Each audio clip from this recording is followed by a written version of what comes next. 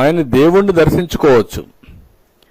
దేవుడి మీద నమ్మకం ఉందా లేదా అనేది ఇంపార్టెంట్. నమ్మకం ఉందని డిక్లరేషన్ నాకు కాదు, సాంప్రదాయ ప్రకారం ఎండోమెంట్కి ఏమంటున్నా, ట్రస్టీకి ఏమంటున్నాం. ట్రస్టీకి కూడా నీకు బాధ్యత లేదా? ఆ సాంప్రదాయాలను గౌరవించకపోతే నువ్వు ఎందుకు పోవాలి?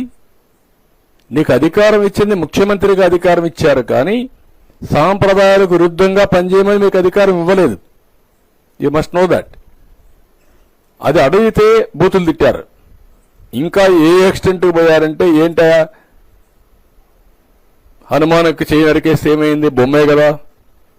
బొమ్మ అండి హనుమాన్, వెంకటేశ్వర బొమ్మ అండి.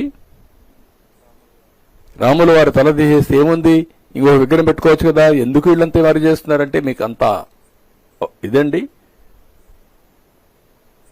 ఏ టెంపుల్ అయినా మనోభావాలు లేవండి.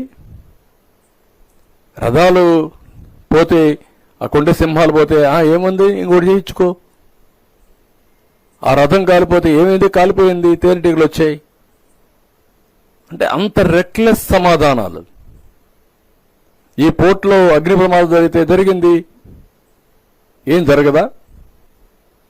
ఇవి నిర్లక్ష్యంగా ప్రవర్తించిన తీరు ఈరోజు సెంటిమెంట్స్ ని దెబ్బతీసే పరిస్థితి వచ్చింది. సెంటిమెంట్సే కాదు, అందరి మనోభావాలు బాగా దెబ్బతినే పరిస్థితికి వచ్చింది. That is where we are today.